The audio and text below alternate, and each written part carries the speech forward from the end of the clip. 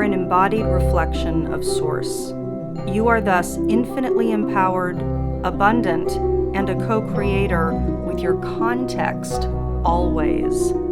You are an alchemist. Divination works because the web of life is intelligently organized with coordinated and storied agency. Let's take a look at the stories playing out now. Hi everyone, welcome to October 2016. There's a lot going on, much growth and evolution. Many people are awakening now. Let's take a look at nature's unfolding cycle. And to do that, we look at the new moon point, which is a natural new seeding point. September 30th, 2016, we're going to have our second new moon of the calendar month, and that's considered what's called a black moon. You can see from this particular image that we're looking at, there's a full moon in the background, but this image was too appropriate and adorable for what I wanted to use it for, to not use it. But we're talking about the new moon, which is when the sun and moon are conjunct, and it's going to be happening at the exact point the narrative starts on the 30th of September at 5:11 p.m. Pacific time. The Sabian Symbol, the story, the narrative that is underpinning the energy set of this 8-degree, 15-minute Libra new moon is 3 old masters hanging on the wall of a special room in an art gallery. The keynote from Dane Rudyard is the need to return to source during a confused search for new value in a chaotic society. Now we can feel into a couple of things. One is just paying attention to what the symbol is showing you in your mind's eye. 3 old masters paintings hanging on the wall of a special room in an art gallery. This has to do with mastery. This has to do with tradition. This has to do with creative endeavors. And it is the number 3. 3 is creation, it is communication, and it's also community. And of course, Libra is all about justice, equanimity. It's about harmony and peace in relationships.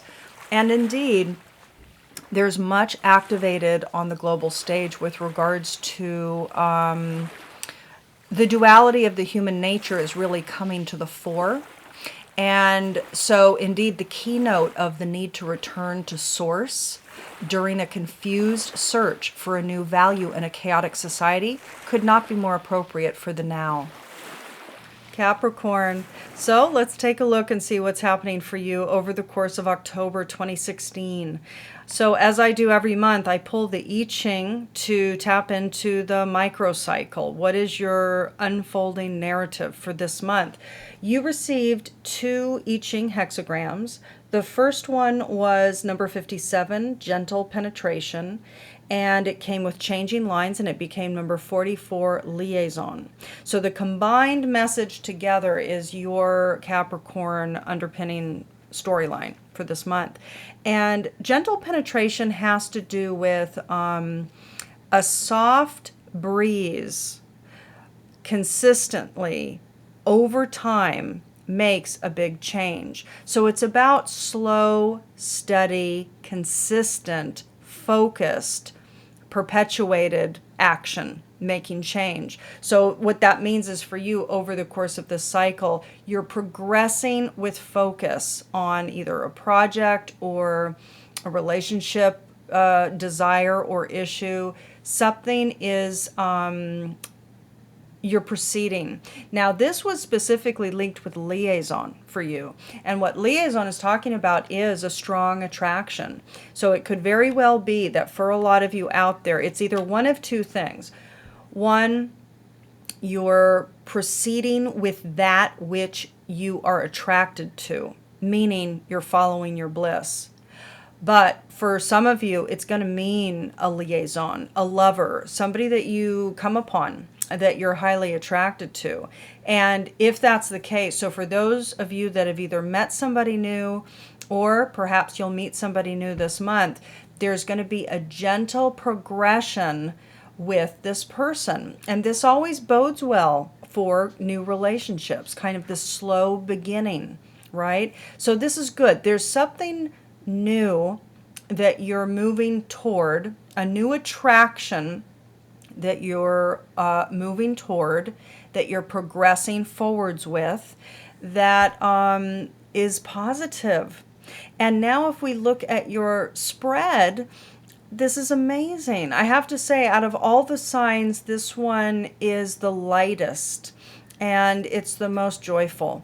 So Capricorn, let's take a look. So in the center of the reading, you see the healing card and the affection card.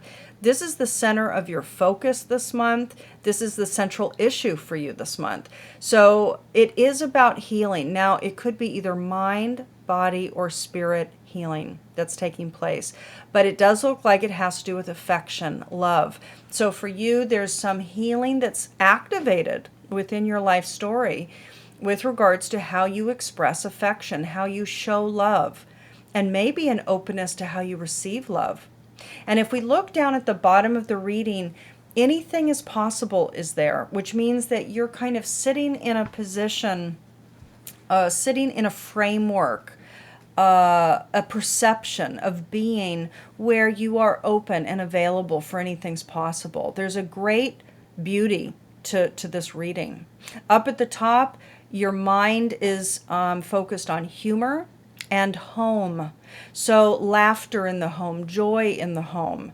That's what your thoughts are around. That's the focus of your mind, is joyful laughter, lightness in your home. So there's a healing chapter that you're going through. And if we look over at the right-hand side, you see the Connect Listen card.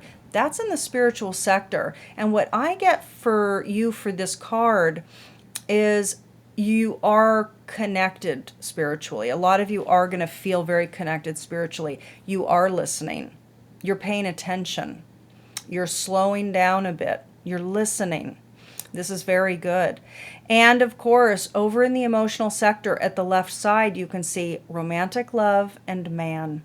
And indeed, with regards to gentle penetration and liaison, this is about moving toward, again, what you're attracted to. And it very well could be a man. I mean, this reading is really specifically talking about a love interest. So emotionally, you're going to be feeling love for a man. Now, this is not going to apply to everybody, but we are tapping into a general theme for the Capricorn demographic. So a lot of you are connected, healing, affectionate. You're open to anything's possible. You're seeing that anything is possible, and you're feeling love for a particular person, a love interest. And for a large portion of you, it's going to be a man. So if we go to your Dakini, who are you to embody to ride this wave? Number 18, Saraswati. 1 is individuality, it's initiation, it's your creative fire and spark. 8 is abundance. 18. So 1 and 8. So individuality, who you are as a distinct individual, and 8 is infinity, abundance, flow. And 1 and 8 together is 9. And 9 is a completion of a cycle. So maybe there are aspects to the affection love story that is completing, that is healing for you this month. And there's a new chapter beginning. It's the gentle penetration toward liaison.